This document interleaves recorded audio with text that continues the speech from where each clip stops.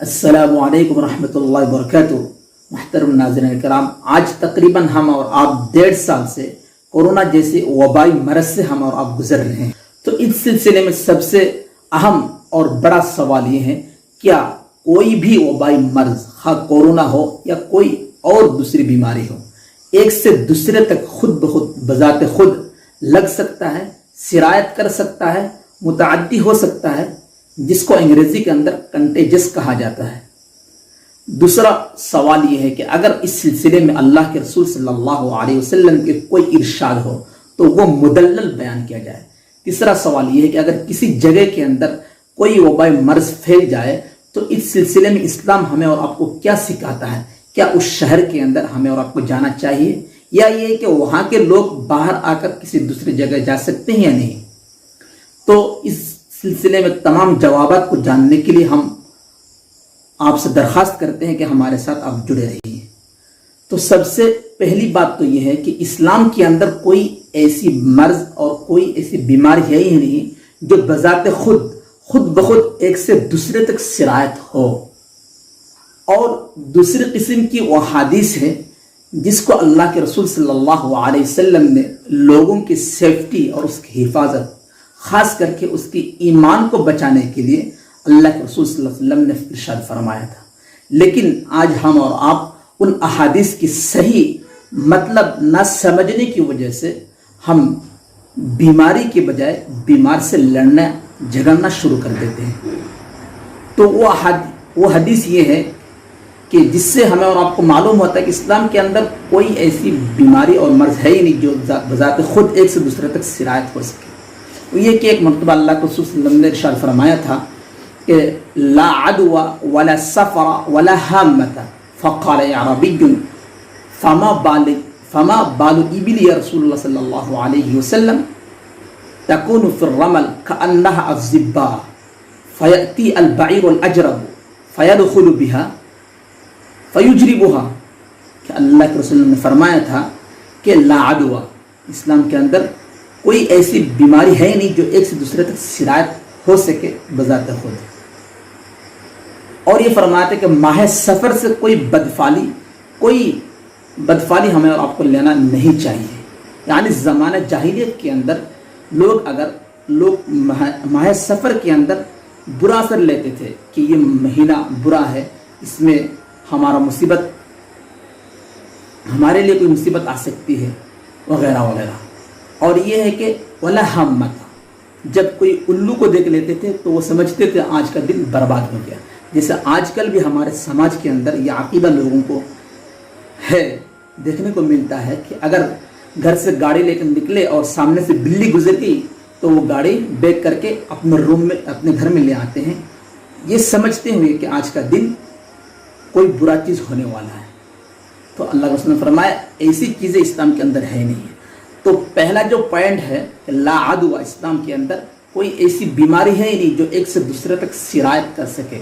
تو اسی پر ایک صحابی جو دیہاتی تھے ارشاد فرمانے لگا، اللہ کے رسول اگر آپ ایسا فرما رہے ہیں کہ لا عدوى، اسلام کے اندر کوئی ایسی بیماری ہے ہی نہیں جو ایک سے دوسرے تک سرایت کر سکے، تو کیا کارن ہے کہ میرے اونٹنی جب وہ ریگستان کے اندر رہتی ہے تو بالکل شیر جیسا لگتا ہے، حشاش بشاش، لیکن اچانک ان کے اندر ایک خارش زدہ اونٹ آ کر گھس جاتی ہے اور سب کو خارش زدہ بنا دیتے ہیں، جس کو کھجلی کہا جاتا ہے۔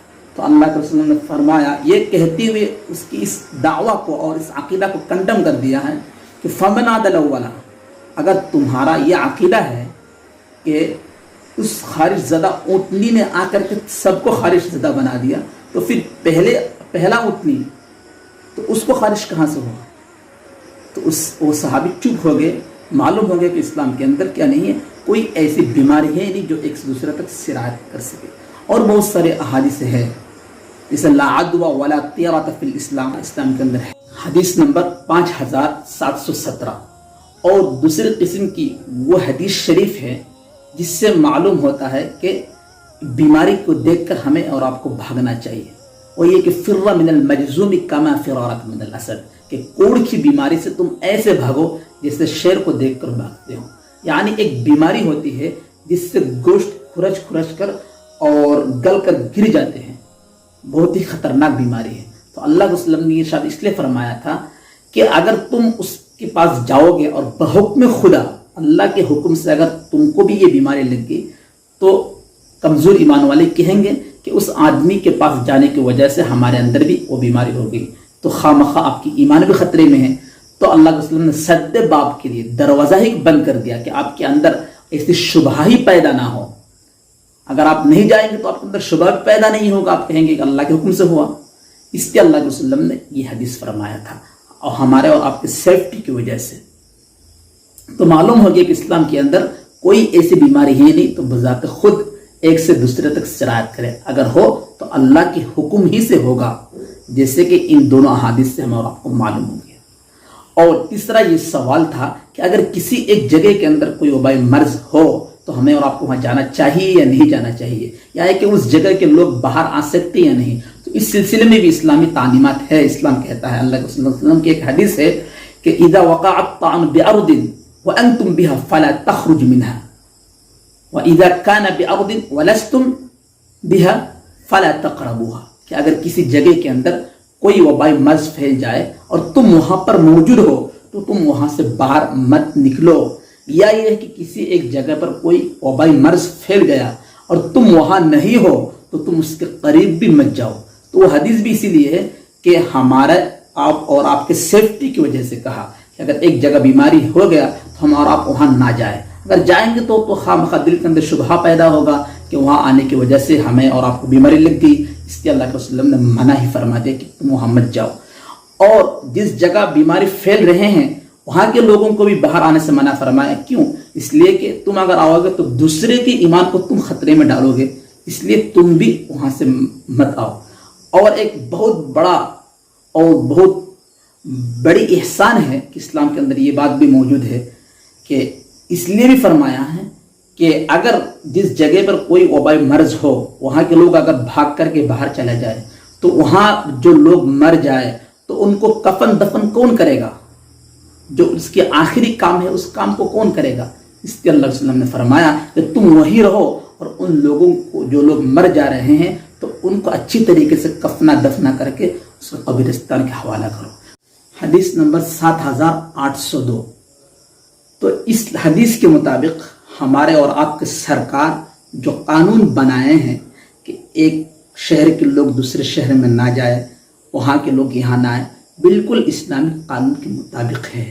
لیکن ہم اس ویڈیو کے ذریعے سے اپنے سرکار کو اور اپنے پولیس افسران کو یہ بتلا دینا چاہتے ہیں کہ ہر ایک دھرم کے لوگوں کو اس کی آخری جو کام ہے وہ کام کرنے دے، کیونکہ ڈاکٹری قانون کے مطابق بھی انسان جب مر جائے تو اس کے اندر سے وائرس بھی مر جاتی ہے۔ تو اس لحاظ سے تو اس سے تو کوئی ایسا سمبھاونا اور بھاونا ہی نہیں کہ اس سے بیماری دوسرے کو لگ سکے، اور ہر ایک کو خواہش ہوتی ہے کہ اپنے رشتہ دار کو اچھی طریقے سے کفنا دفنا کر قبر کے حوالہ کرے۔